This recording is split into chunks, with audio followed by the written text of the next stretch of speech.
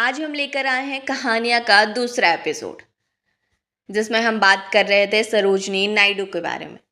16 साल की एक नौजवान युवती, आंखों में हजारों सपने, हिंदुस्तान की मिट्टी को त्याग कर इंग्लैंड के लिए रवाना होती है।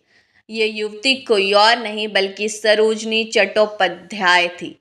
हैदराबाद के निजाम से मिली स्कॉलरशिप ने उन्हें दुनिया के सबसे प्रख्यात शिक्षण संस्थानों में से एक लंदन के किंग्स कॉलेज में अध्ययन का मौका दिया था। ये उनके जीवन का एक नया अध्याय था। भारत का गर्म और अपनापन भरा माहौल त्याग कर वह एक ठंडे और अनजान देश में आ गई थी।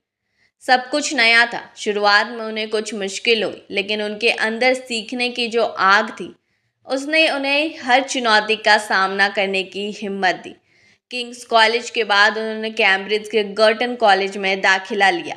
इन संस्थानों में रहते हुए उन्हें पश्चिमी साहित्य और विचारों को गहराई से जानने का मौका मिला। उन्होंने शैली किट्स और टेनिसन जैसे महान कवियों की रचनाओं को सीखा। इस अनुभव ने उनकी अपनी काव्य प्रतिभा को और निखारा। लेकिन इंग्लैंड में रहते हुए उनके जीवन में एक महत्वपूर्ण मोड़ तब आया जब उनकी मुलाकात उस समय के दो महान साहित्यिक आलोचकों, सर एडमंड गोस्ट और आर्थर साइमन से हुई। सर एडमंड गोस्ट ने सरोजनी की शुरुआती कविताओं को देखा। वो कविताएं बहुत सुंदर थी, लेकिन उनमें इंग्लैंड के कवियों की नकल की झलक थी।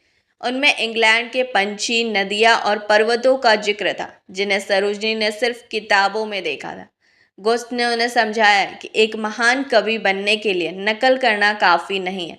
उन्होंने सरोजनी से कहा, तुम एक भारतीय हो, अपनी कविताओं में भारत की आत्मा को लेकर आओ। भारत के पर्वत, नदी, मंदिर, यहाँ के लोगों के रीति रिवाज और उनकी भावनाओं के बारे में लिखो। अपनी कविताओं को भारतीय बनाओ।